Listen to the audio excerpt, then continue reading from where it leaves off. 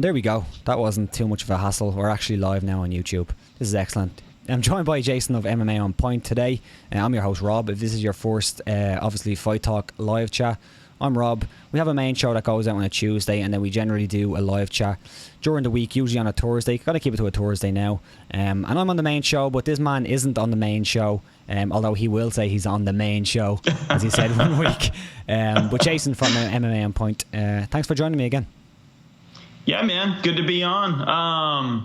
Yeah, it feels like there's not a ton going on this week, but there are some definitely interesting things, and even just after 228 that I'm kind of excited to talk about. So, yeah, good stuff. Yeah. What I was going to say was that I hope some people jump into the chat, because I'm blaming the people in the chat for not asking good questions if this show is terrible. That's what I'm doing, because there's actually not a whole lot going on in MMA. As you've seen in the title, the Khabib versus Conor UFC 229 presser date was announced for next week, next Thursday, which is the 20th of September. 20th. And it goes down at 2 p.m. PT and 5 p.m. Eastern Time, and 10 p.m. for us over this side of the place. So we're going to get into a lot of stuff. Hopefully you have some good questions. You can put them into the chat. You can tweet it to us, or tweet it to Jason, tweet it to me, or tweet it to talk_fight, and we'll get to those. But I think we'll start with this one. I think we'll start with, I suppose, your expectations for the press conference for Khabib and Conor for 229. It was finally announced. A lot of people said that it's a little bit too late. But what's your thoughts on this one? Yeah, I think back to when Max Holloway was supposed to fight Khabib earlier this year, and despite the fact that Khabib doesn't have that much of a command of the English language, he was actually pretty entertaining, you know, and a back and forth banter. And I imagine Conor's going to be in, I would imagine, I hope so, that he's in just kind of this typical rare form. It's been forever since we've seen him in this context. And I think he's going to come out guns blazing, because I feel like Conor McGregor has something to prove now. And he had something to prove at 205. You know, a lot of people thought Alvarez was going to win. But the fact that he's been out for a long time, he's earned the ire of a lot of fans as a result of, you know, the Bellator incident, and then also, you know, the whole wheelbarrow. I always want to say wheelbarrow incident. That's a lot heavier. The Dolly incident. And so I think I think we're going to see Conor really looking to assert himself. And that's one of the things that Conor does, is puffs up his chest, make himself feel as tall as he possibly can, and really, really starts to, I don't know, it would be interesting to see what he pulls up. You know, like the stuff he's been saying about Khabib's dad, the stuff that he's been saying about his training partners. Yeah. I imagine we're going to see some more of that kind of stuff. And it'd be interesting to see how Khabib reacts. But, you know, we know that Khabib was wrestling bears as a child and lives in a crazy war-torn area of the world. So, I can't hard to imagine he'll be flustered. So, I can't imagine a few words will fluster Khabib. I'm not sure what to expect. I know a lot of people, and speaking of a lot of people, I guess the panel of the MMA Beat, which I was checking out on the way home from work today, they were talking about the lack of fans at the press conference. Generally, with Conor McGregor press conference, it's a big event. It's a big fan event almost, not just, you know, a place for the media to go ask some questions and get some answers for their articles or whatever. It's a real kind of it's an event, I guess. But there's going to be no fans at this one, so it might be quite a different atmosphere. Like, remember when they done the world tour with Aldo and they came to Ireland and there was that madness where Conor stole the belt, and it was just crazy. Like, I wasn't a huge fan of that, because I think a press conference has to have some sort of class in a way. But I suppose the effect of that would be way better than just having a lot of suits. And I know not all MMA media are suits, but having a lot of suits in the room asking a few questions. It's a different effect. It's a different thing, I guess. But what's your thoughts on no fans at the presser? Yeah, so I think back to Mayweather-McGregor. Yeah. They did one last press conference that week of the fight, and they had just media there. And it felt sterile. Like, it was almost like they were sitting in a box, because you expect to hear these responses, but it was just like they would say something, and it's journalists. They're not going to be like, woo, like sometimes, like I remember we covered a Bellator event, and actually I was actually surprised about how much the journalists were actually getting into like the stare downs that was for a Bellator 200. Yeah. Gareth A. Davies, he's one to rile people up, at least try. But yeah, so it was when Mayweather-McGregor, they did that press conference. I mean, it was the big money fight, and it sold what it sold. And that press conference really, honestly sucked. Like, because it's almost like, I don't know, like I hate it with like sitcoms where you have like the canned laughing and all that kind of stuff. But there's something about, it's like playing a live show where you're like seeing a live performance and you realize they don't have any, like, it's not a room mic, that's not the correct word, but you don't hear the audience or something like that. Sure. And it sounds like everything's cut off. It's like, wait, this isn't right. That's how the Mayweather-McGregor press conference felt. And that was the last time I can remember McGregor, still saying crazy things, but being in that environment. And it really did dampen things. And I am interested to see how that ends up going. I don't know. We'll see. But then again, depending on how much press is there, the big problem with the Mayweather-McGregor one is they had everybody spread out through a theater.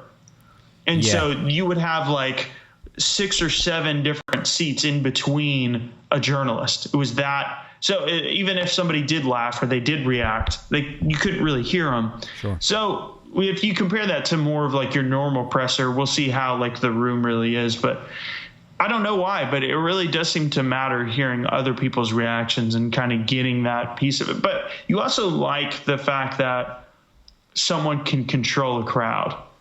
You like seeing it being commanded. You like seeing that on TV because you're just like, wow, this place is going crazy. And honestly, McGregor taking the belt was one of the best moments in a press conference I've ever seen, dude. Because I remember me and my buddy Bo, we were watching that because, we were just working a regular job in an office. And I remember like it just kind of being on in the background. And then I just hear him like yelling, like McGregor yelling at him. And I just like click over, because it's kind of in the background. I just see him go and grab that belt. I'm like, what? This is the craziest thing I have ever seen in a press conference. This is just absolutely nuts. I just remember like, I don't know. It was kind of a legendary moment, if you ask me. And it's so like, I like the wild stuff. Yeah. As long as they're not actually hitting each other. Me too. Like, and that's something that just would not work without fans there. Like, imagine the crickets, or at least the like, that's it. Yeah. That's all you'd get. That's the whole reaction. And there's some people in the chat, and I'm going to get to all your questions there because there's a few there. And if you are checking this out now, which obviously you are if you're in the chat, what a silly thing to say, but give it a share. Share it on Twitter, go retweet our stuff, and go stick it on like forums and stuff like that, and whatever. Put it on LinkedIn. Put it on LinkedIn. It's a good place. Good place for views, I guess. So some people in the chat, Corey Smith said Star Live, which generally means there was something spelled incorrectly. I hope I didn't do that. Paul Moore said, is Conor going to speak at the presser today? No, it's soon, but But you also said that, Robert, you're the best, brother. Period. Thanks, Paul. You're the best as well. Jan Kaspersky, that's all I'll say, said that is Tyron Woodley number 1 or number 2 now? I guess greatest welterweight of all time. I guess that's the question. I put him at number 3. 3? Maybe. Matt Hughes? 2? Yeah, Matt Hughes. Like, I think it's one thing to do and have impressive wins, but it's another thing to keep that going, And I think if you think about it, so here's the other side of it. Who has Woodley been fighting? Like, he's been fighting like really good guys, really great fighters, but they've all been like one dimensional if you really think about it. And I know if you're like a Darren Till fan, Steven, Wonder Boy fan, or if you're a Damian Maia fan, that might be kind of like that might be taken as insult. It's not. It's a testament to how good they are. The fact that they got through with one really strong discipline and just kind of like never like doing the other thing. Damian Maia didn't know, he doesn't have a clue what to do on the feet. Stephen Wonderboy Thompson only knows defensive wrestling. We didn't ever really get to see, and I think we did get to see, like Joe Rogan was talking about this yesterday a ton with, was it Dwayne Ludwig and TJ Dillashaw yesterday on the JRE? He was talking about how, like they should have seen it. He should have seen it a mile away, that Darce choke coming. And it was like, oh, he's cinching it up. Oh, he's not doing anything to fight it. He just kind of accepted the position because he didn't really know what to do, So I think the other side of that, the fact that he is beating these really good guys, he's also beating super one-dimensional guys. And what I'm waiting for is to see some of those guys like a Rory McDonald who trained MMA from the start and was really good at all those things. And obviously, I think he could arguably beat GSP, but it's also the reason GSP beat Matt Hughes. I think as time goes on, the game just gets better, and that's not anything against GSP. It's just he started from an earlier time. Nothing against Matt Hughes when GSP beat Matt Hughes. I would love to see GSP prove me wrong because I love being proven wrong in fights. I love being surprised and shocked. But it is really interesting that so far Woodley has not faced a well-rounded guy as champion. Yeah, interesting take. I'm not sure where I'd put him. I was thinking probably 2. And I suppose you could make similar arguments for Matt Hughes in a way. Like, I suppose some of the guys, like George St. Pierre, obviously, he beat George St. Pierre and fought him a couple of times, and BJ Penn as well, who were both fairly well-rounded for the time. But I think it is kind of difficult, especially with Matt Hughes, to compare him to someone like Tyron Woodley, because it was a different time, and George St. Pierre at least is still fighting and still had a fight in this kind of era, so we kind of know what his level was, even though you still wouldn't say, like, if Michael Bisping went out there and lost to Michael Bisping, I don't think you would have said, oh, well, of course he's not the best now because he lost to Michael Bisping. But, at least we kind of know what level he was at, and he still is competitive to this day, which is just really, really impressive. But I don't know, I'd probably put Tyron Woodley second, but I don't know. It's very difficult to put him number 1. Yeah. I mean, you always have to compare it to the context of the era that somebody's in. Like, you could say somebody like Fedor was the greatest, or you could say that Hoist Gracie was the greatest or something like that. And they would all lose to the current generation. All of them would. Yeah. There are some Fedor fans that might even still disagree with me, even though there's overwhelming evidence of that now. Do you get that big with Fedor fans? Because I know you've a lot of Fedor fans are very passionate. And I know you didn't say he was the greatest heavyweight, but do you get that quite a lot? I get that with older school fans, because they're attached to that era, and it makes sense. I mean, it was Crow Cop versus Fedor was considered the fight of the decade by many, but it's also it's an antiquated standard to judge things by. No one back then would beat anybody now. That's just the truth. If you go back 10 years. They wouldn't do it. One exception might be like somebody like, not even Cain Velasquez. Cain Velasquez was even to the title by then. It would be interesting, to see. Maybe I don't know, but we're talking. He was still within 10 years. We're not quite that far back. That's why that would be a dream fight to see DC fight Cain. But I would argue. I would argue Cain's gotten a lot better since then, and DC's been his main training partner. So it's like,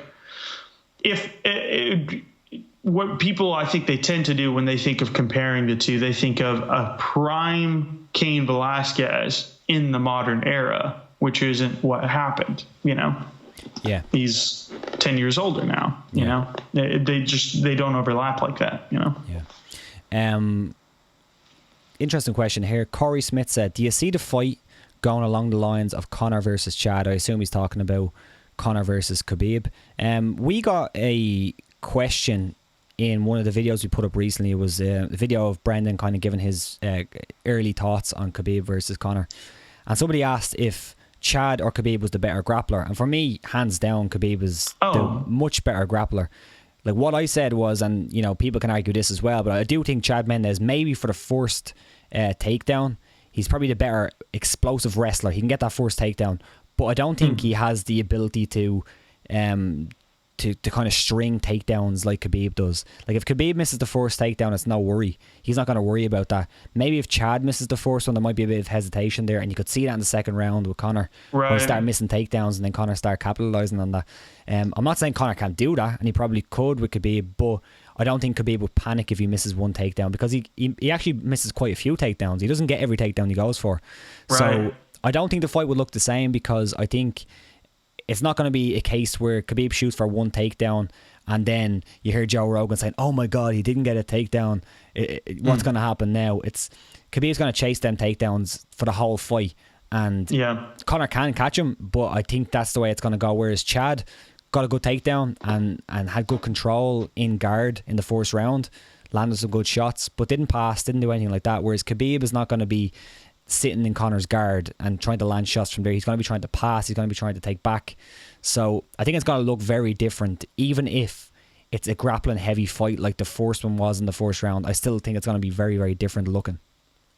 Yeah, I think that's a major difference between something like Sambo and wrestling. And obviously he has a pure wrestling background that he started with as well. But Sambo is very submission based, and it's very much about progressing position just as much as jiu-jitsu is. So I think like where you'll see a wrestler just content to ride somebody on their back. They won't necessarily take the back and go for the rear naked choke.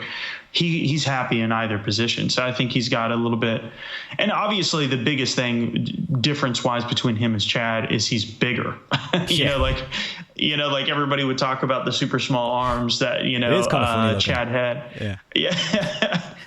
So it's one of those things, like he has obviously a lot more physical advantages in comparison to what Chad had. But I mean, at the time, it was almost like controversial about the idea that Conor McGregor had injuries going into that fight.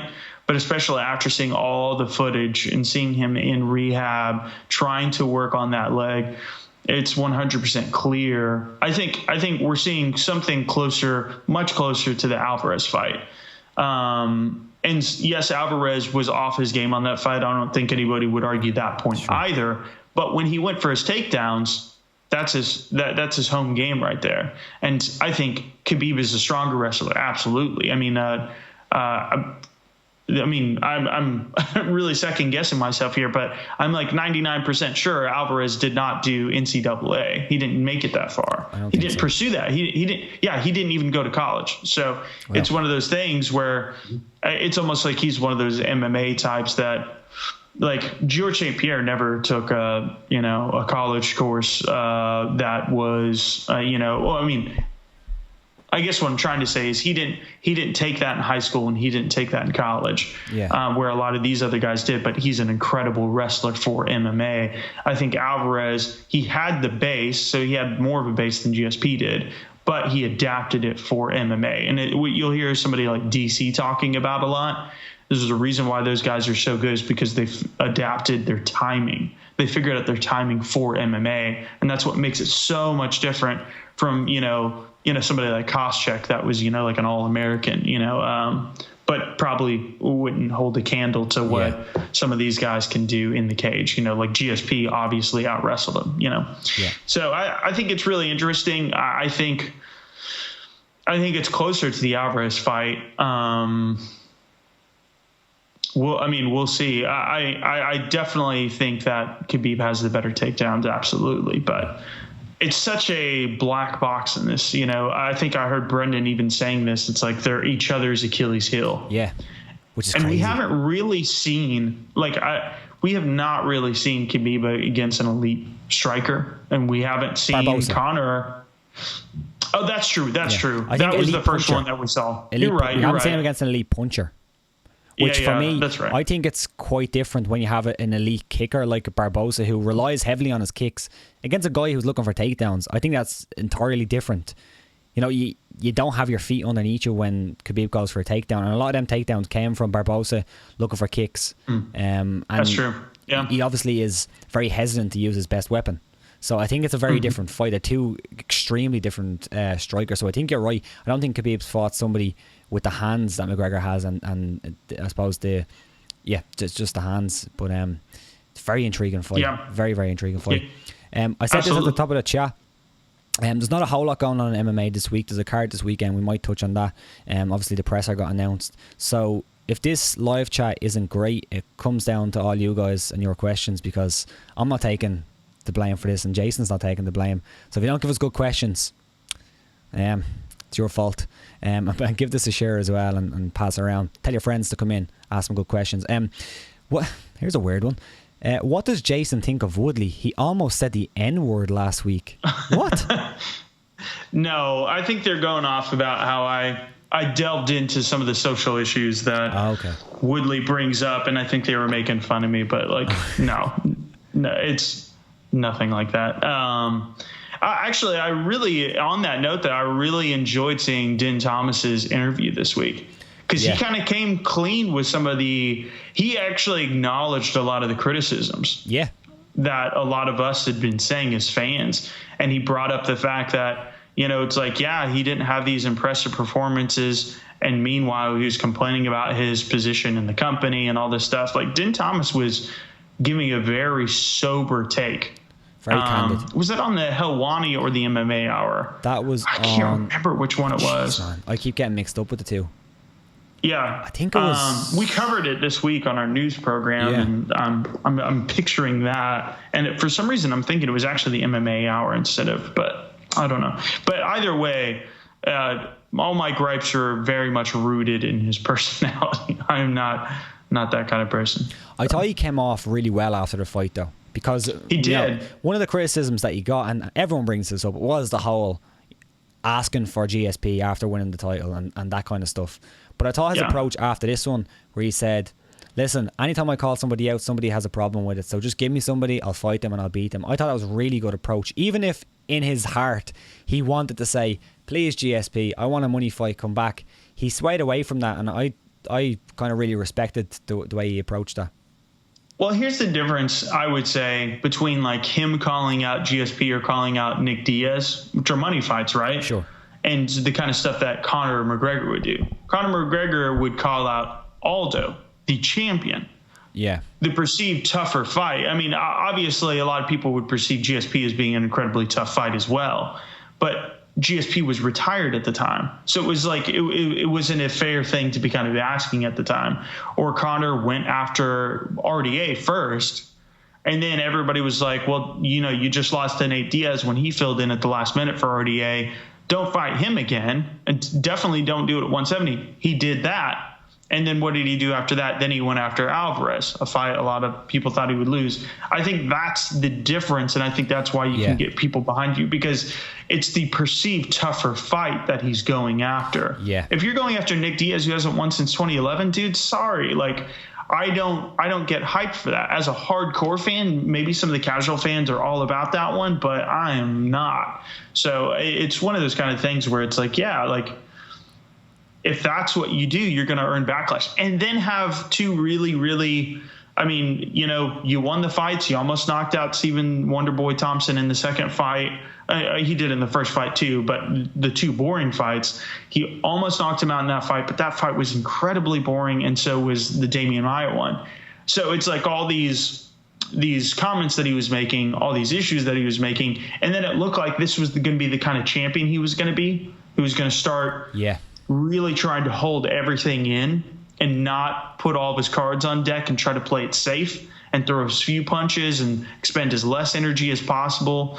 That's what it looks like.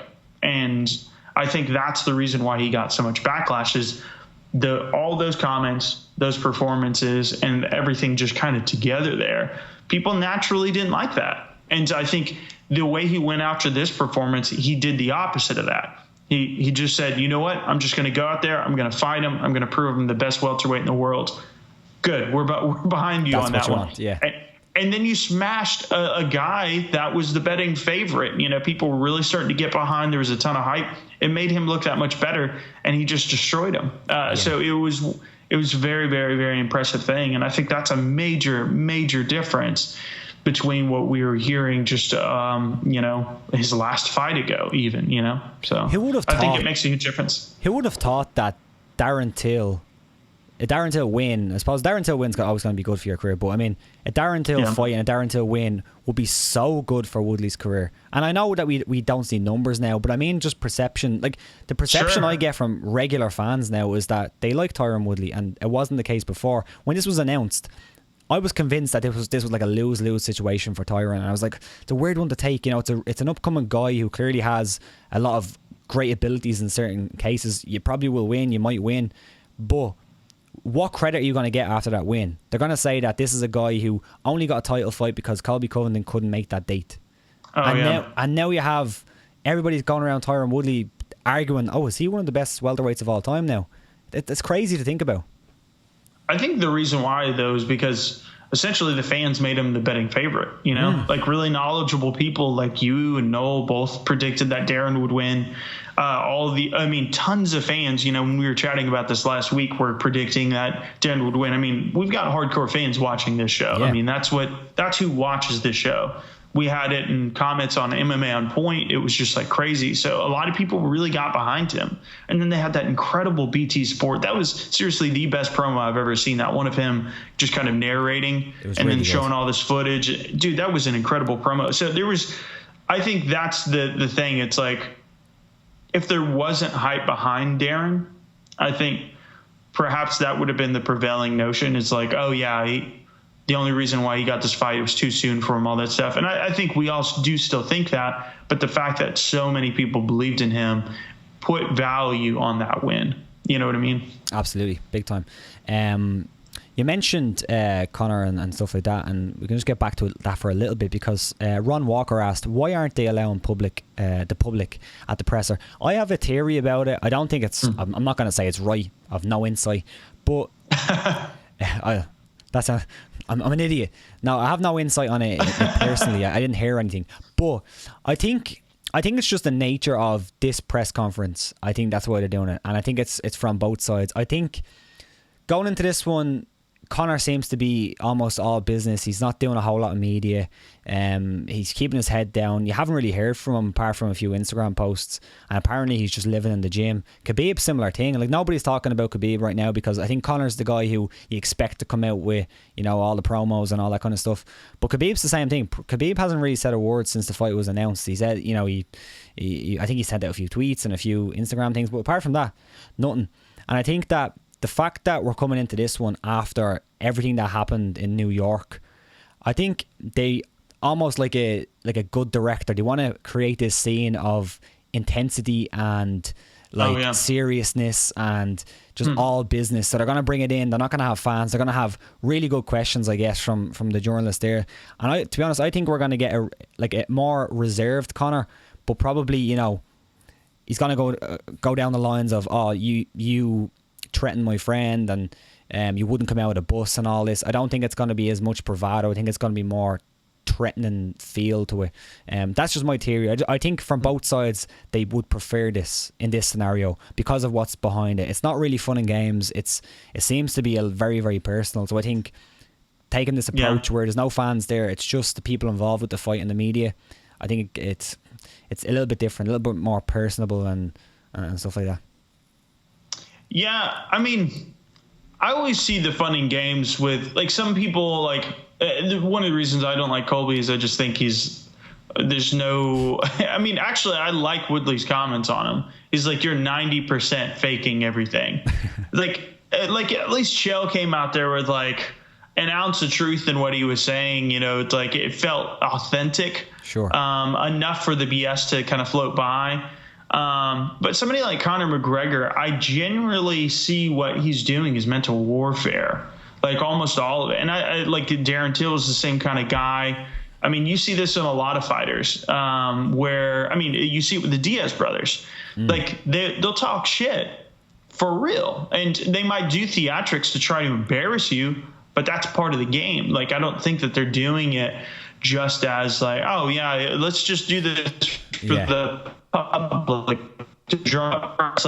I think that's a byproduct of what they're trying to do. And perhaps that's the kind of press that they do want to put forward. They want to see their opponent embarrassed and, red faced on the stage and who the fuck is that guy? That kind of stuff. Like, so I genuinely see it as real mental warfare. I don't really have any, like, I think it's puzzling, to answer the question. I don't really understand it personally. It sounds like your theory definitely could hold a lot of weight, though. It could just be this idea where Conor McGregor, all those rumors of him not wanting to do press, maybe this was the compromise, where it's like you're not spending any time with fan interaction. You're here to do the press, and then you leave. You go back to training. You go back to doing what you want to do. There is no fan expo, type, scenario afterwards where you're signing a ton of posters for people to sell on eBay, and you're doing that for 2 hours. You're there to get in, get out, get back to training. And he was that way for the second Nate Diaz fight. He realized, like, okay, this guy doesn't respond to my mental warfare. He doesn't give a fuck. And he got buried in, like, when he was on, like, MSNBC or CNBC, like the Money Channel or whatever, they were, like, joking about money and stuff. I mean, he was like, get my coffee. He was just saying this crazy stuff to Nate Diaz. Didn't matter. And I think there could be some of that, some truth to that, where he realizes here, it's like, if he is more subdued, perhaps that's why. He realizes Khabib doesn't give a fuck. Like, it doesn't matter. You could say anything to him. You could try to embarrass him. And he's like, just let me know where you are. I'll fight you right now. I'll come meet you in the back lot, Yeah. And the crazy thing as well is it's going to be the first time that they came face to face after what happened in New York. So the only real, I guess, question, apart from, are you looking like, fight related and the actual event, is like, since what happened, what's the story? What's the crack with McGregor? What's your thoughts on what went down in New York? That's the real kind of big question going in. And I don't really think you need to add too much more fuel to that fire. I think if McGregor's going to come prepared to answer that question, whatever way he's going to answer it. So I think that's what people are waiting on. But I do think it might miss something, that not having the fans there. But I also think that they probably know what they're doing with this one. So we'll see. It's gonna be a really interesting one, though.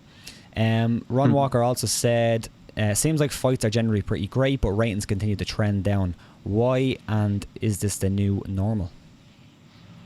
I think it's a star power issue. Yeah, I think that we got spoiled there for a while with Ronda and Conor. And I think they both left for a really long time. And obviously Ronda's, entirely gone.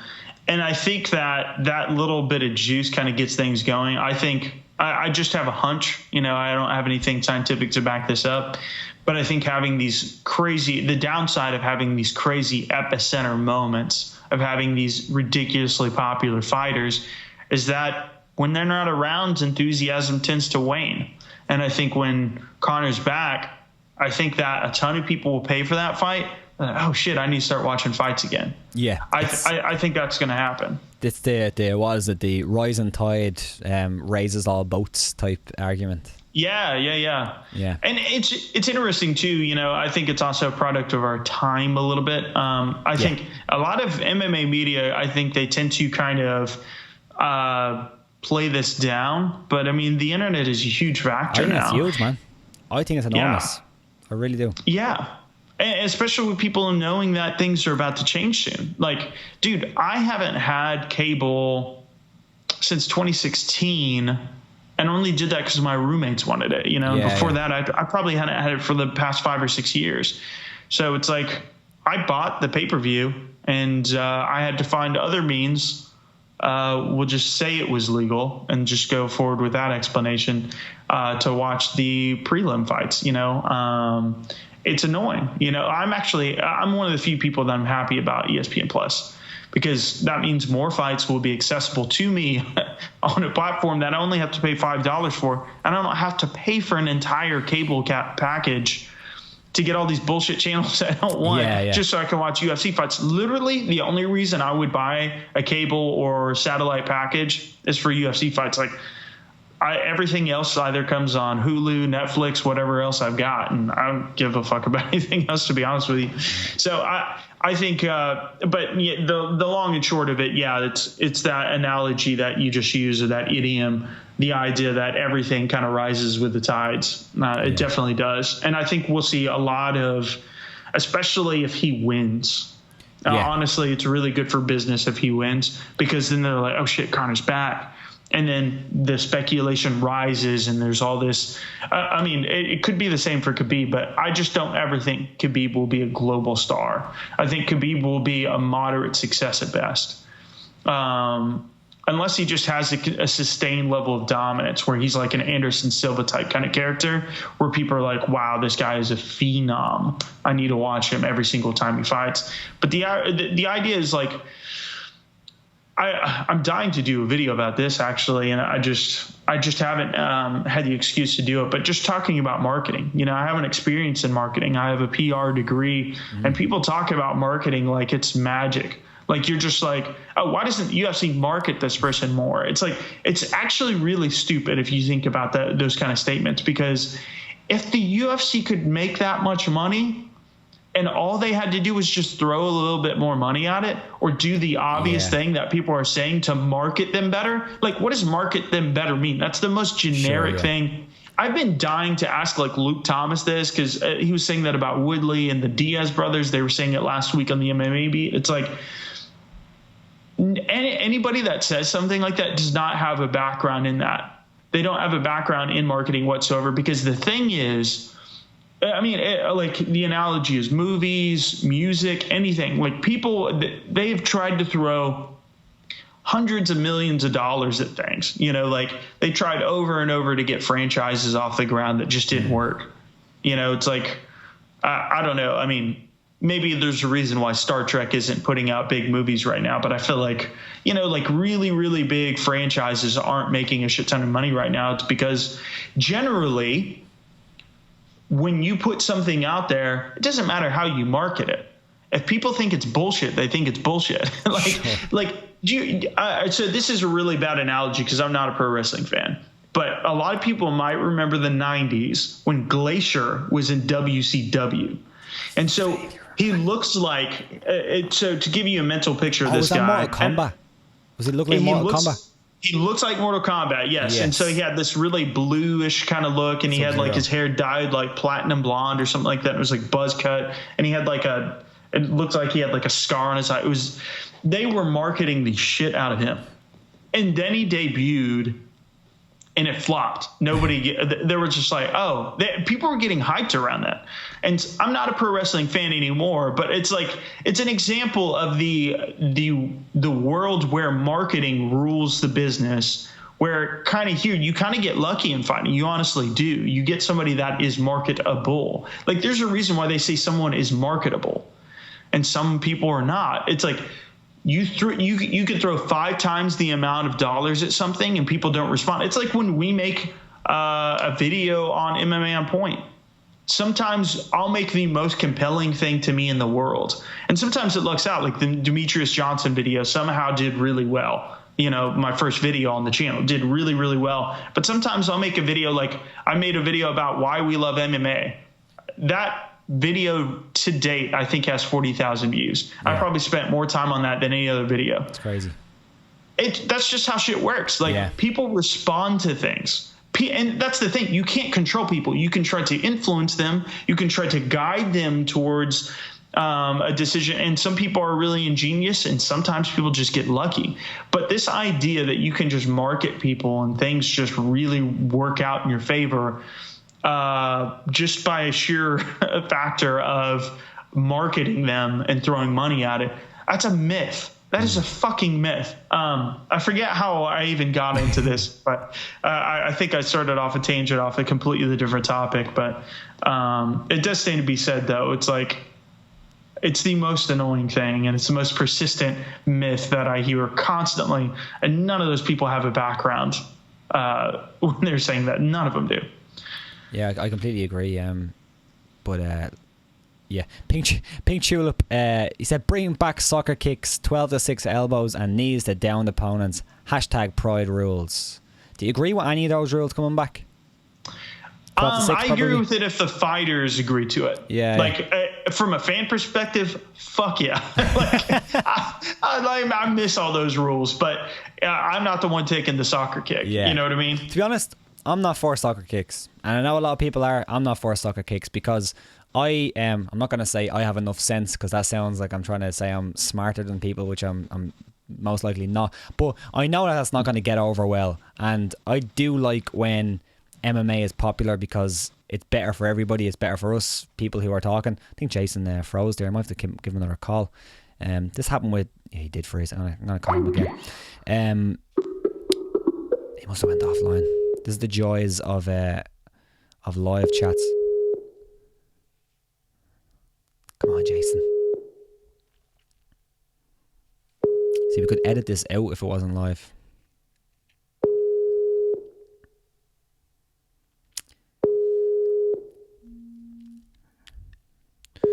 Okay.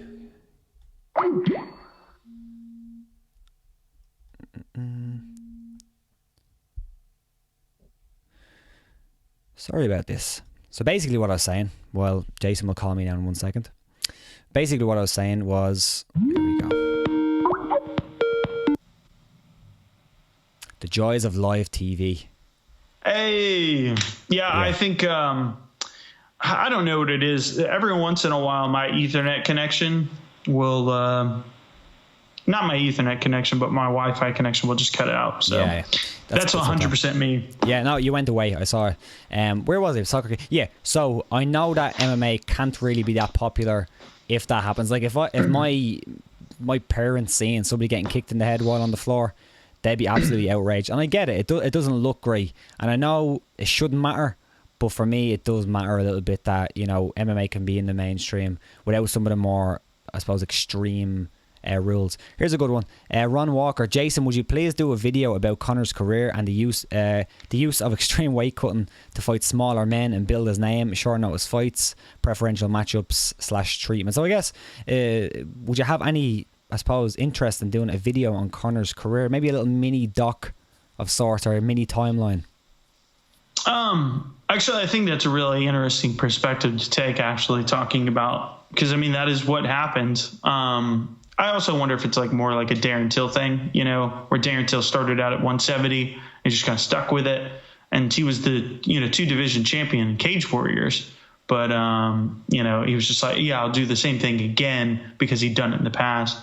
I don't know if that was necessarily a strategy, but then again, I'm sure it was by the end of those, you know, last couple weight cuts. But if I'm being honest with you, I have more interest, and I'm most definitely going to do probably more videos. Like, I don't know, there'll be a bit of a balance, but I want to do a little bit more focus on Khabib, because I feel like Khabib is a black box. Nobody knows anything about him. I think there's a ton of intrigue, and I think there's a ton of interest. And I feel like Conor, like I did like a review of his documentary when that came out from the Universal one that did. Yeah. And to be honest, I've been getting a lot of pushback from fans about Conor. I think people are just ready to see him fight, and they're ready to get those feelings of, like, you know, excitement around his career again. But until he fights, I don't know if that's necessarily going to happen. So I think that ideally down the line, you know, we would do something like that. But I think right now, I think people are more interested. There's definitely more interest in Conor overall. He's definitely the more popular fighter, and definitely has the higher name recognition. But I think as far as the hardcore MMA fans, the people that really watch a lot of our stuff, I think they would be more interested in saying, okay, who is this Khabib guy, aside from, you know, what we know about him wrestling bears and like kind of the cliche stuff, like, who is that guy? And I actually may end up following his career instead. And, nice. You know, down the line, we could come back to Conor, you know. Nice. I'd actually really like to see that, because there's not a whole lot on Khabib out there. He's not being overlooked, but I think there's just not enough. I guess people just assume if you do a McGregor video, it's going to get more views, which it probably will. But I think, do you ever look at like Google Trends and you have like the top and the rising? Oh, yeah. The Khabib is almost like the rising part of that, not the top where McGregor's probably sitting. But yeah, I'd love to see that. So you should do it. It's definitely like an audience thing too, is like knowing what my audience will respond to. And perhaps there would be, you know, this really strong casual reaction to it. But we'll definitely be doing a lot of Conor stuff too. So. Seismic Shock said, "All right, pal. Who do you think Khabib will fight next? Win or lose?" Interesting. Suppose if he wins, or lose. if he wins, I guess. I think the fight. Oh man, this would be interesting because obviously we've got this weird triangle situation now because we've got Pettis, Holloway. Wow, we're going back a couple of years there. Pettis, Ferguson. You never know. Yeah. You never know. That would be amazing too. But we got Pettis and Ferguson fighting just before their fight, and then of course we got Nate Diaz versus Poirier, and it would stand to reason that whoever probably performs the best out of those two fights is going to get the next fight. And if it's any combination of Conor and Diaz, that's going to happen. It just is. I think it's something to accept at this point. Like, if Nate Diaz wins, even if it's not that great, they'll probably want to set up that. Because, I mean, that's their best-selling pay-per-view to date. And if this is being considered the biggest pay-per-view ever, what would that be? You know, like, that has way more steam behind it, I think, you know, even with the Dolly incident and all that stuff. Like, these guys have a 1-1 score to settle, you know? Yeah. So if he loses, I still want to see the Ferguson fight. I just don't know if that would happen. I think I think 4 times falling out, 4 times. I think the only way it happens now is they have to kind of like, it's almost like what happened with Khabib, where he had Iaquinta fill in at the last second. Yeah. I feel like it's got to be one of those situations. I feel like the UFC is rightfully afraid to set this up again and lose money on it. Yeah, for sure. It's insane how 2 guys can be, and I don't believe in courses, but how they can be so damn coursed when they get put up against each other, like tripping over a wire. Tripping over like a wire doing an interview. How does that even how? Like, Tony Ferguson is the weirdest motherfucker you'll see. He has the weirdest training techniques and he slips over a wire. What the hell? It's insane. Like slipping over a banana peel. Literally is the same thing. Yeah. It's like, it's that level of random. Yeah, like imagine like it's even more random. Yeah, you know? Like imagine like nobody saw that and he had to come to the UFC and say, "Hey, I'm injured," and they're like, "What happened?" "You're not going to believe this. You're not going to believe this, but I tripped over a wire." It's absolutely insane. I hope that fight does happen. You're fucking with me. Yeah, exactly. What really happened? You know, fucking, were you kicking poles again? Were you kicking poles? Fucking hell. Pompous Psycho, nice username, said, "Werdum's career over and then legacy ruined."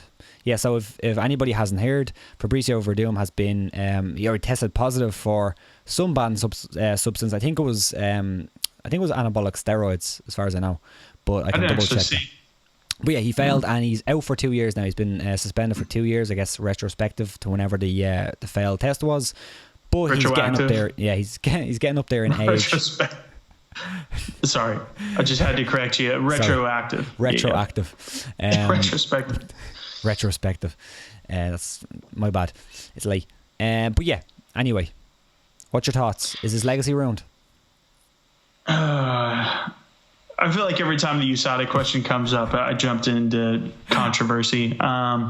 Dude, I think USADA is a farce. I think drug testing is a farce. I'm starting to get more and more adamant as time goes on, but like, it's not that they're not trying. It's not that they're not putting their best foot forward. It's not that they're not catching anybody, because obviously they're catching him. It's not that they're not good intentions. But I think this is going to keep happening. But people will still keep getting away with it. I think your favorite fighters, as the year goes on, almost all of them at some point will get popped for this. If we stick with USADA, I just think it's reality. I think that. Or what would you suggest? Or why do you not like it, I guess? What's the actual reason why you don't like the current setup, I guess?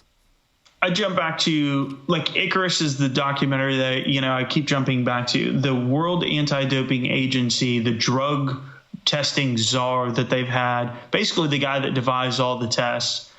And did that for, 20 something odd years and had just recently retired by the time that documentary came out, which I think was 2016 or 2017. He, on camera, in this, this is WADA. So they test everybody in the world. They're the people that oversee the Olympics. So, I mean, you're talking about the most prestigious athletes, and it doesn't matter what country they're from. He said on camera, he said they're all cheating. Like, I just don't think there's a way you can get around it. Like, the way people keep breaking it down, it's like, it's like you're seeing how the sausage is made, essentially. Yeah.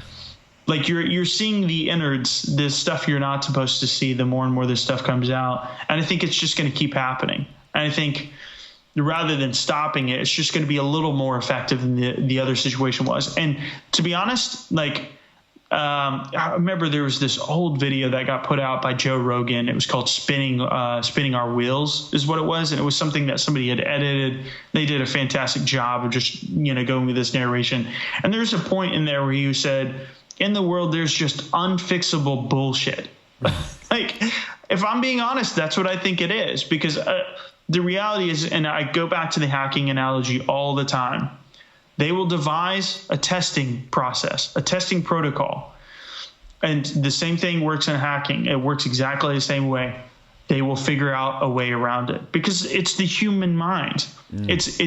I mean, we're very, like, if we really, really try to do something, it's like when you're a kid and your parents told you not to, eat the cookies out of the cookie jar, you would figure out a way to do it. And maybe your parents were very clever and they stopped you from doing it, but that doesn't mean they could have stopped every kid from doing it. And when you're talking about something vastly more serious, like your lifeline, your career, the thing that's literally getting you millions of dollars, and that's what's on the line, you're going to cheat. You're going to, and I think everyone is. Like, I can't say that in a nice way. I can't say that in a lovely way. I just think it's true. Like, and I think it's true of all sports. Like, I don't think it's UFC centric. I don't think it's MMA centric.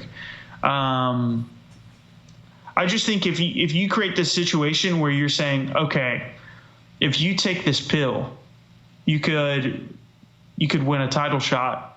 And you could, be living. You could be making, 7 figures. You could be making that if you take this pill. If not, maybe you'll be a journeyman, and we'll see you later. Yeah, like that's what's being presented to them. The weird one is that, like, of course, you don't want people doping, but also if it's getting to the point now, which it seems to be, and according to a lot of people, a lot of smarter people than us, as you kind of mentioned, a lot of people who are involved in this, WADA and the like from that documentary, when they're saying that it's basically a farce, that you can't really catch all these people, you're pretty much just... And they think everyone's getting away with it. They think they think that they can't even catch them if they tried. Exactly. So you're just basically catching the ones that are not smart enough to outsmart them. So then, or just made a small mistake. Exactly. Just a big enough one. Which they should be punished for that because they are doping. But then... Sure. Everyone else is still getting away with it. So it's kind of you're basically just trying to catch people making mistakes rather than catching all the people who are doping. It's a very difficult one. I don't know what the hell they can do with it, but yeah. You don't want to be in a situation where you're encouraging it, because that means high school kids are doing it, Kids that are in, grade school are doing this. Because they're told they want to get a career, this is what they got to do. So you don't want to be encouraging it. No. It's fucked up. Yeah, I've heard that. I've heard for a few like rugby schools over here. So rugby would be quite big. But a lot of rugby schools, apparently there is coaches that do encourage the use of certain things. Oh, yeah. From what I've heard. So it is a bit crazy, like. I mean, you think Brock Lesnar wasn't juiced to the gills in high school? Jesus Christ, yeah. You look at all those old pictures of him, and I mean, the proof is in the pudding with him testing positive now. Like, and it's like people want things to be tied up in a nice bow and be like, things, you work hard and you get everything the way you should. Sometimes people just get fucking lucky. Like, sometimes things just don't work the way they should. And most of the time it does, correspond with your work ethic and things like that. But dude, the world is like full of fucking gray areas, and I'm an optimist. I know I don't sound like it right now. Maybe that's why I'm still smiling. I don't know. But like, it's one of those things where it's just like, truth doesn't really hurt me either. Like, I'm not, it's just a reality. You know, it's like, you have to accept that some things in life are just kind of dark.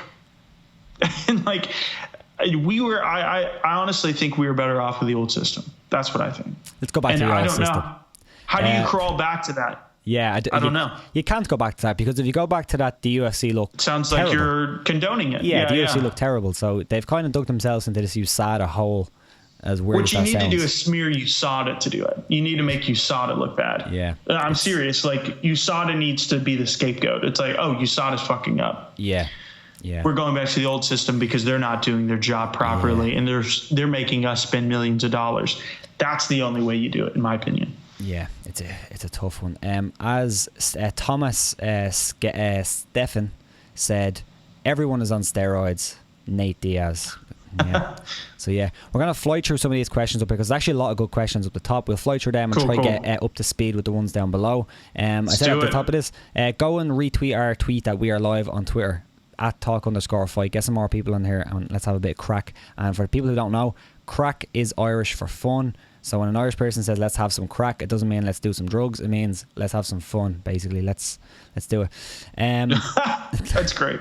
Yeah, it does sound like that. It does. Yeah, it's like let's have some crack. It's weird. Quick, let me go down here. Let me just get some here. Fill some airtime. This is always kind of embarrassing when I'm trying to find a good question, but I can't really find it. Here's a MMA Bud said Colby versus Woodley is top 3 biggest drawn fight of the year. The dude met the president, Colby. Put some respect on his name. Do you agree that Colby versus Woodley is probably one of the bigger fights they can make this year? And did you see that Colby Covington said that Woodley versus himself would be bigger than McGregor versus Khabib?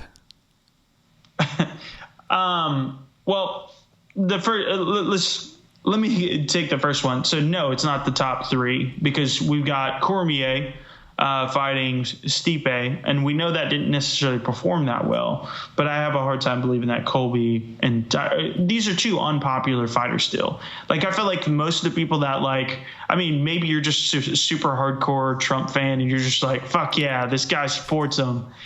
I don't give a fuck about mixing politics into MMA. I think that's like lame as shit. It's like when Woodley's talking about, like fuck Trump and all this stuff, and Colby's on the other side of it. Like, I'm like, get that the fuck out of sports. Like, this is my leisure time. Like, I don't want this to be fucking Facebook where people are arguing about politics all the goddamn time. I can't stand that shit.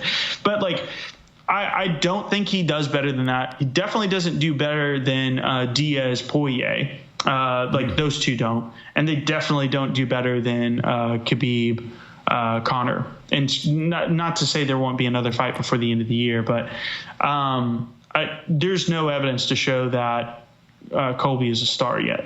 And I would love to be proven wrong. I always say this. I would love to be proven wrong. I love to be shocked.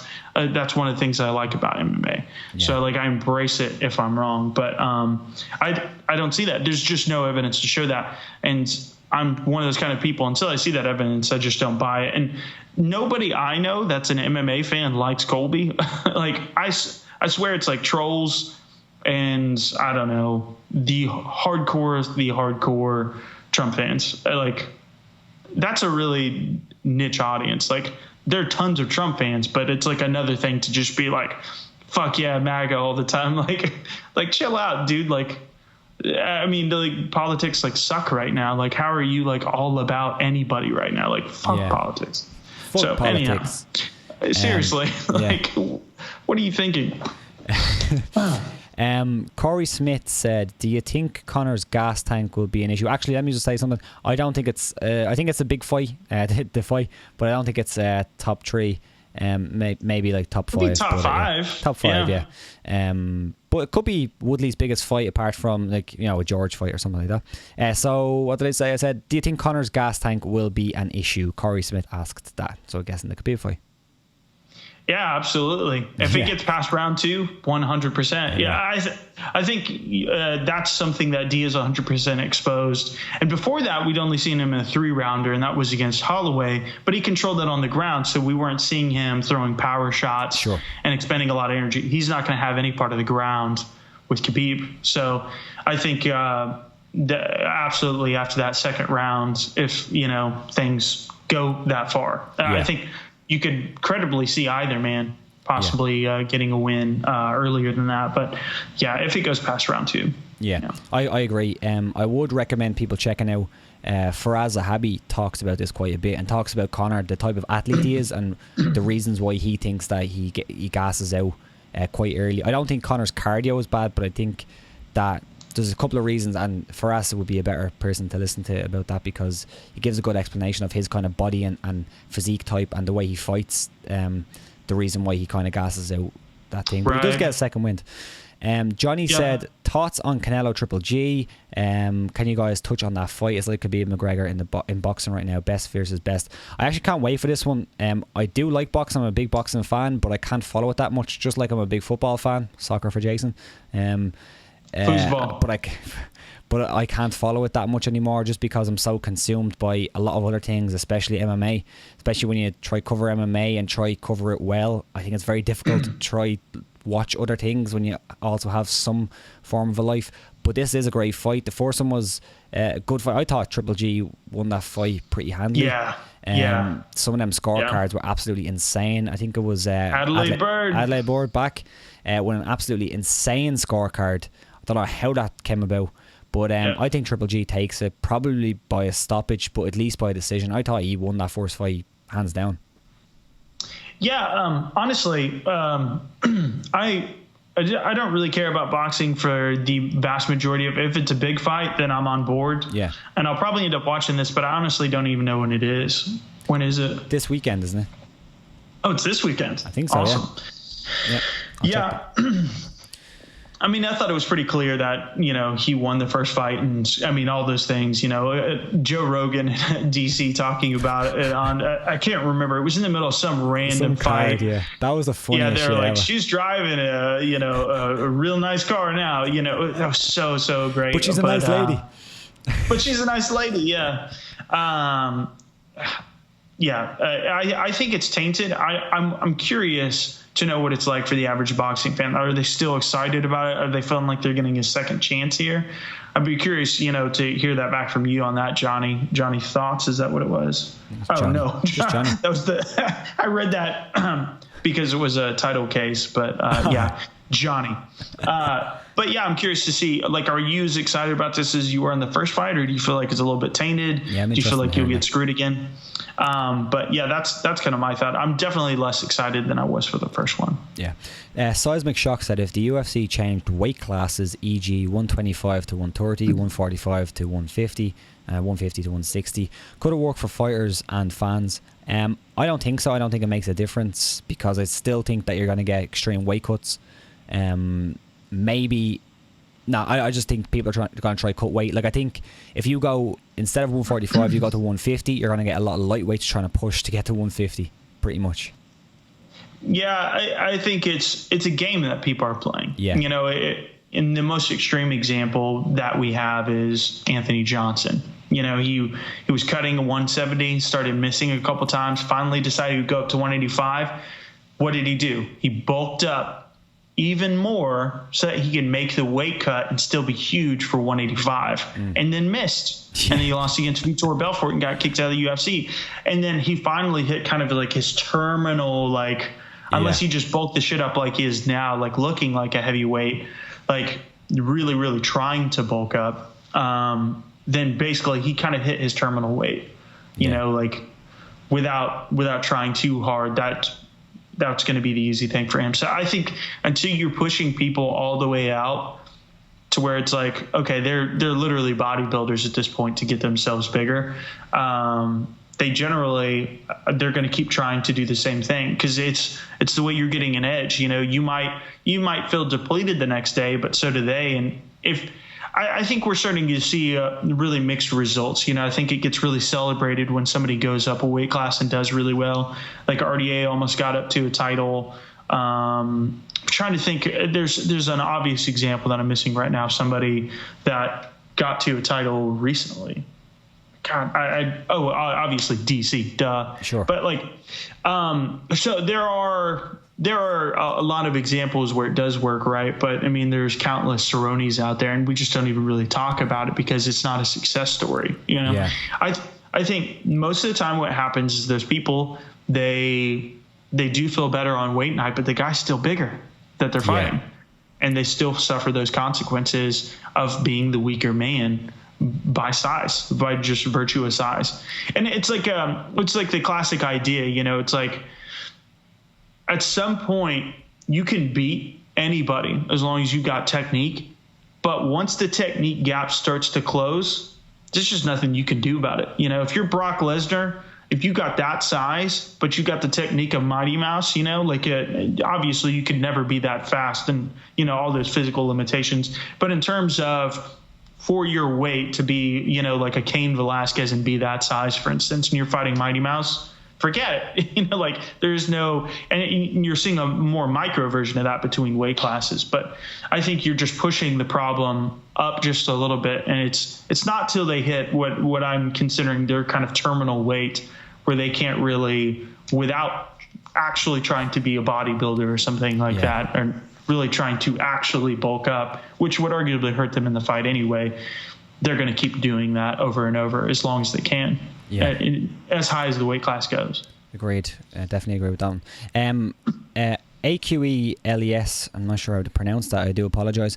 He said that Khabib isn't some heartless Russian that doesn't feel emotion. He was nervous during the announcements at 223. He will feel the pressure going into this fight. This is something that a lot of people do mention, and they talk about Khabib's nerve. And obviously Conor has probably the best nerve, or one of the best nerves in the game. If you look at what he has done, and to give him credit, and I know a lot of people take credit away from him, but to give him credit on what he has done, he's done a similar thing to what a lot of the greats have done, where they say, I'm going to go in here, I'm going to knock them out in the first round. And he basically exposes himself to the world. He's cocky. He'll talk, knowing that if he does lose, he knows what's going to happen. People are going to come down on him, and people have come down on him. So that is a very, very difficult thing for a fighter to do. That's why I think you see a lot of fighters who don't really talk too much trash going in, because they know the consequences of coming out. Like, you seen what happened with James Gallagher from the SPG gym. He went in, talked a shit ton of stuff to his opponent, got finished, and then everybody jumped on top of him. And Super for some viral. people, it went viral, and for a lot of people, rightfully so. But Khabib isn't that type of guy, but Conor seems to be able to handle that big time pressure. Do you think that the pressure will get to Khabib in this, or do you just think that he's one of them type of guys, almost like a Fedor type? Yeah, I just don't think there's any evidence to suggest, you're saying he was nervous. I'm not sure how do you say your name there, but I don't see any evidence to suggest that. I didn't say it either, yeah. Did he say that? Did he reveal that afterwards? I doubt it. I don't think he would have said that. I don't think he's the type of person to admit that, even if he did feel it. I didn't see any tales of that. Either did I. Personally. So, yeah, it's very difficult to say he will be when you don't see that. MMA Bud said, I'm the only nerd who likes Colby. You all cry, we sip your sweet, sweet tears. So there is a Colby Covington fan in the chat. As long as you Buds, like our tears. Yeah. MMA Buds, I'm really, really interested in hearing why you're a Colby fan, because I see a lot of reasons why a lot of people aren't Colby fans. So, yeah. There was a question about MMA Buds as well, about to you. When are you going to get DAZN, I guess? And I know Combat Americas is now going to be on DAZN. When are you going to get it? 100% I'm getting that. What is that? The 27th? What is the date of the, was it 206, 207?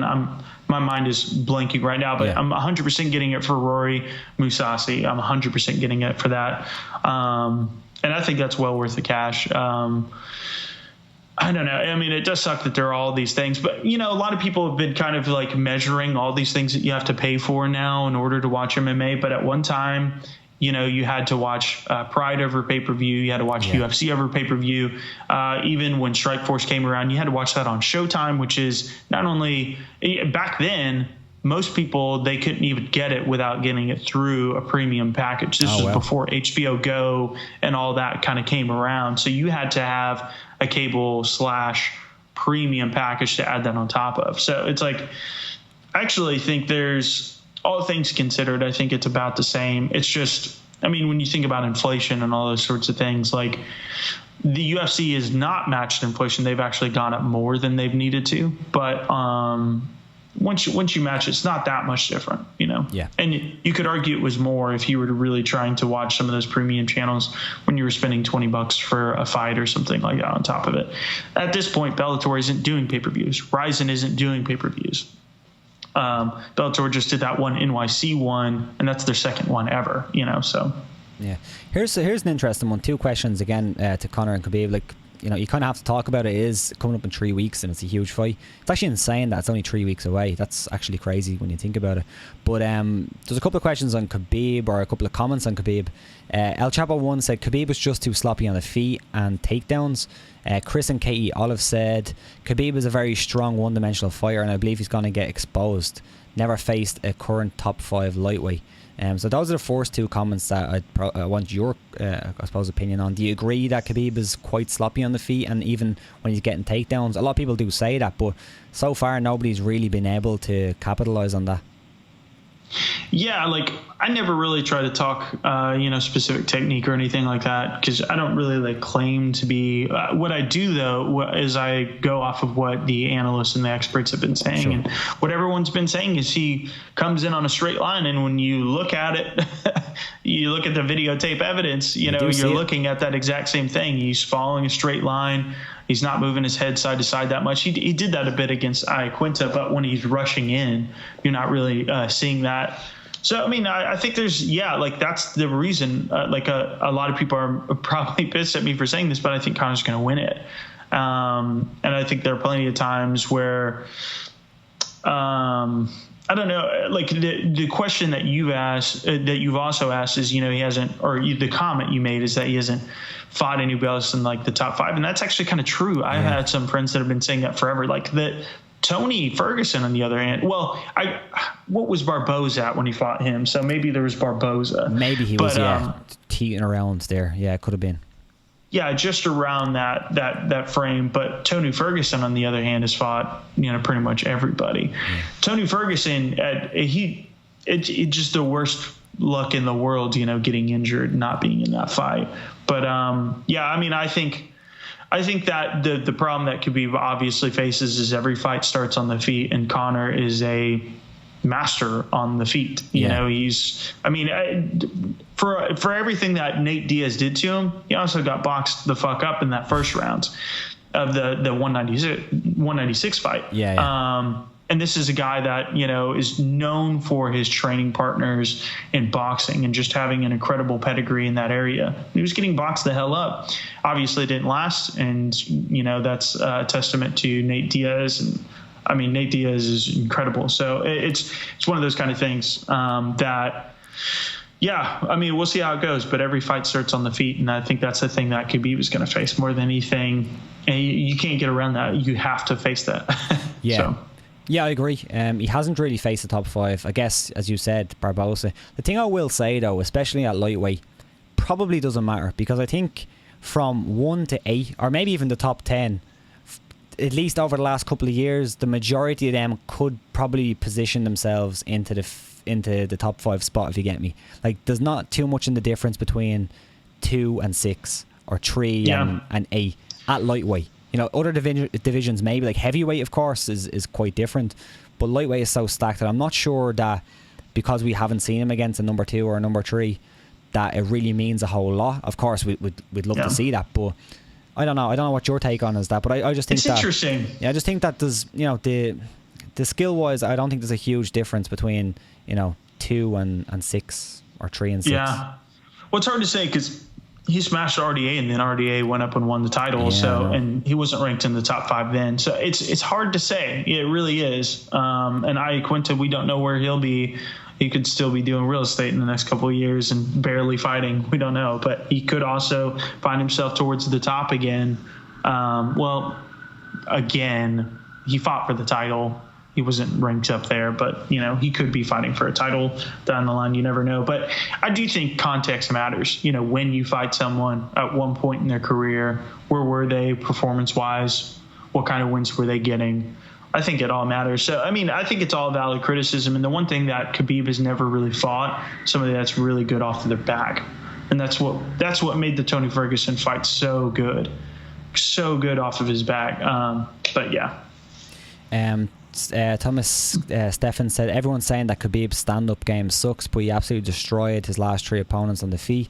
Obviously, I think that's quite different just in terms of skill. He didn't destroy Barboza on the feet. No. He took him down. He took him down. I suppose he landed some good shots that was the while taking him down, but that was all. I think that was all fear of the takedown from Barboza. Yeah, I mean, what everyone has said is, he was throwing the jab out, constantly against Iaquinta, and it's pretty much unanimously like, you won't be able to do that to Conor. Yeah, you just won't. Maybe you could get away with it with Iaquinta, and Iaquinta obviously wasn't expecting that either.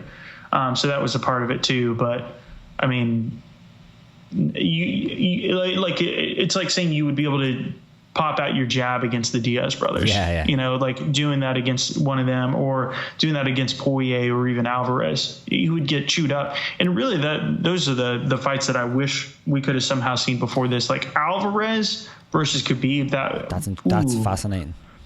Talking about an amazing fight. Yeah. And people who are saying, oh, well, Conor absolutely destroyed Alvarez. Styles, like, it's a thing that everyone says, but styles do make fights in MMA. They really, really do. There's so many aspects to this game that, you could fight. So, like, Alvarez most likely beats Nate. Nate beat Conor. It doesn't work like that. Styles do make fights. MMA Bud said 41 people in the chat, 12 likes. Shame on this chat. Smash the like. I agree. Go smash the like, as he said. Thanks. Nice. Here's an interesting one, and I don't think anyone's saying that Conor will win this way, so I wonder what your thoughts are. Do you see a game plan? This is from Martin Solden. Do you see a game plan where Conor can come out on top if the fight goes 5 rounds? Not many rounds Khabib has given up so far. Khabib hasn't given up many rounds so far. Not many people picking a 5-round decision from McGregor. Well, I mean, there has been criticism towards Khabib fading in his fights. Conor. And obviously Conor. So Conor obviously much worse though. Yeah. Much worse. So I think that would be the real question is, is there a way where he's trying to get these decisions and somehow Conor is just, fighting them off and he's just digging them to the body. And, somebody did make the Chad Mendes comparisons earlier, but obviously Chad Mendes was coming off the, just 2 weeks notice for that fight. So it'd be interesting to see if we did see a similar game plan work out with Conor, but he could keep it standing a little bit more and see who tires first. And that's the only way that I see it going to a decision. If somehow he just rips him to the body over and over, and then we actually see Khabib being tired because it's just constantly the wind is just constantly being knocked out of him. I see that as highly unlikely, but then again, it's not unprecedented for him to attack the body over and over again. But he was gassing that fight too, though. And he got hurt in that fight. But Conor, I honestly think that 3rd round, if Khabib was a little bit fresher, would have been a lot of trouble. Way more trouble than the second was. Yeah, I don't see it. I just can't. I don't know. It's just probably because we haven't really seen. We've seen Conor went that 5 rounds with Nate. But I don't know. I just don't think that if it goes so long that Conor can stay away from the takedowns for that long. And if it does hit the ground, I just think Khabib wins on the ground. Not that it's 100% certain he submits him, but I think he at least outworks him on the floor. And I just don't see it going for 5 rounds without Khabib getting at least a few takedowns. And then, when Khabib gets a takedown, it's very difficult to get back up. So I don't know. I just don't see a 5-round win. I see more likely a finish. But again, I didn't really see a 5-round decision for for Conor against Nate in the second fight either. So who knows? Who knows? I'd love to see it happen. Yeah. Like I'd love to, as much as I'd like to see a stoppage, I'd love to be surprised, I'll say that over and over. That's one of my favorite things is when you're like, holy shit, who would have expected that? Obviously not if it's boring, but if it's entertaining 5 rounds, I would love to see it. We'll go to a few more questions in a minute, and we'll go for a few more minutes, and then we'll wrap up. But there's a card on this weekend. I just want to talk about just the main event, unless anybody else has some thoughts on the rest of the card. But the main event is Mark Hunt versus Olenek. The can't even remember the submission. The whatever submission it was, it'll come back to me. Specialist. Interesting one, interesting fight. 2 heavyweights, both pretty old for the division, even though heavyweight is an Asian division. Ezekiel choke. There we go. I got it. But what's your thoughts on the main event here? Right. Not the best main event in the world, but I suppose Mark Hunt is fun. Olenek is a crazy guy, and it is in Moscow. I think it's the UFC's first trip to Moscow. So talk about disappointing. Yeah, I know. There were all these rumors, Conor and Khabib fighting there. And, you had this idea of, they're finally coming to Russia. It's going to be this massive thing. And, even Khabib, he gave that, post-fight speech at 205 where he was like, he was talking about how big Ireland was. And he was like, we've got 200 million people in Russia, is what he said in that interview. And it's like, it got you more hyped up for this idea. And then, that lineage with broken lineage, but like Fedor and all this stuff, and having these really incredibly elite fighters that are from that region. And you just really hope that there would be a big card, but you're not seeing that here. And it's ironic that Mark Hunt, he's coming off a loss to the last guy that Olenek lost to. That's Curtis Blades. So it makes Curtis Blades look really good. Just the fact that these guys are headlining a main event. Despite having losses to him, Olenek is on a 1-fight win streak. So it's just, you're always excited to see Mark Hunt fight because of who he is. And Olenek is a bit of a black box, talking about the Ezekiel choke, can do some really surprising things. But when it comes to like a main event, it's like, okay, you guys were like, when did you decide this was Fight Pass? You're fitting all the tropes for what a Fight Pass card would be. Yeah. There's been some exceptions where you're like, maybe Fight Pass is getting good, but this has been the norm. This has been the kind of card you normally see. Yeah. Do you know what's insane? Olenek has almost 70 MMA fights. Oh my God, I didn't realize he had that many. 56, 11 and 1. Jesus Christ. Isn't that insane? He's like ridiculously experienced, and he got to the UFC quite late in his career. He fought a lot, obviously, I guess, in Russia and a lot of these places. He fought a lot in M1 and he beat some good guys there, but his UFC career hasn't been bad, and he just keeps catching people with that Ezekiel choke, just keeps catching people with it, which is just completely rare outside of jiu-jitsu. Ronda Rousey. Yeah. Catching people the same submission over and over. But it's insane. And he has some good wins. And I think his last one, the Junior Albini one, I think a lot of people were picking Junior Albini just because Albini seems... Awesome baby diaper. Oh, Jesus Christ, that was horrible. But Mark Hunt, for me, I think, as Olenek said, Mark Hunt's neck is just too big for that Ezekiel choke. I don't think it's going to happen. But I'll probably eat me words when Olenek catches him with another Ezekiel choke. But I just feel that Mark Hunt will be able to get it done. Olenek's striking isn't the best. It is what it is. It's not his strong suit.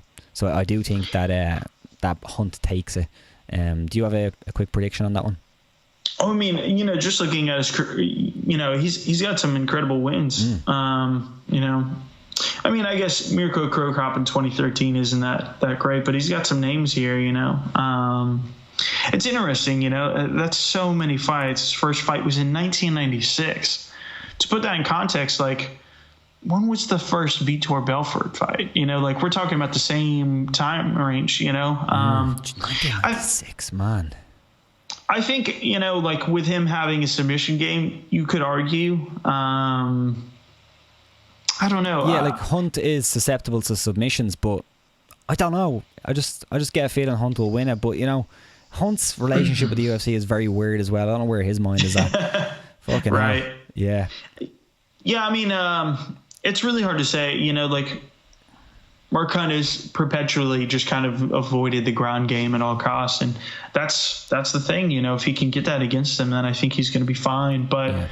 That's going to be a really tough thing to get past. Mark Hunt is really crafty, When he first came into UFC and, they try to buy out his contract and all that stuff. And he lost to, who was it? Sean McCorkle. Yeah. He got I think it was a straight arm bar is what he got caught in.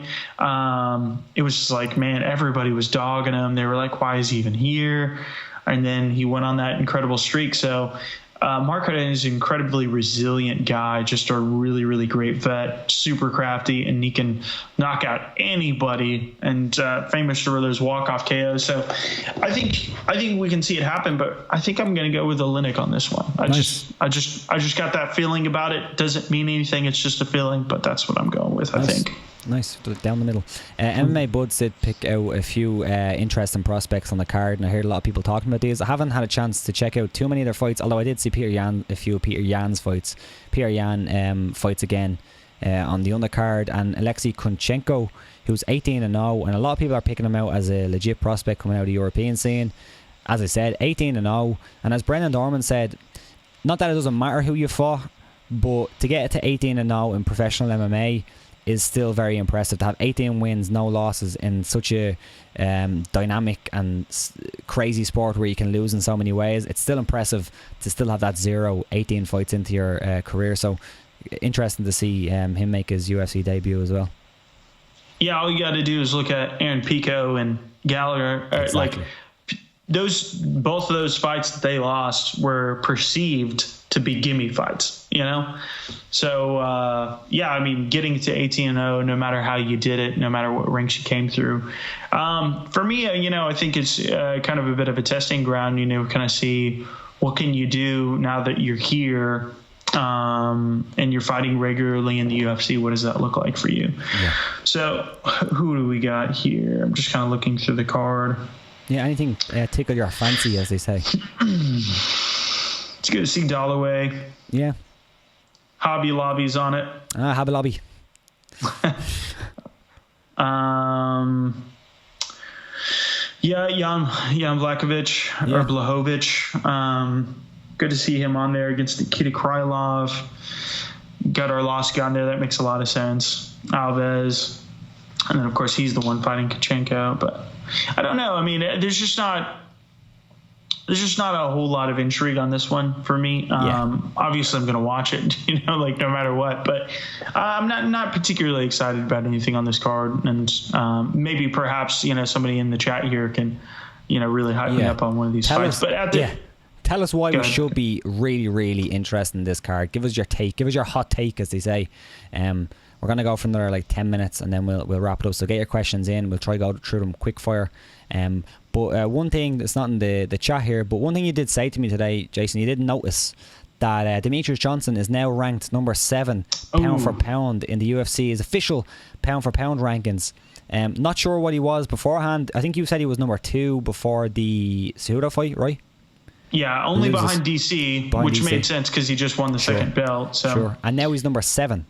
I know the pound for pound rankings are a little bit messy, a little bit weird, and probably don't make a whole lot of sense. But what's your thoughts when you saw that he was number 7 now after just one loss after going on that crazy run?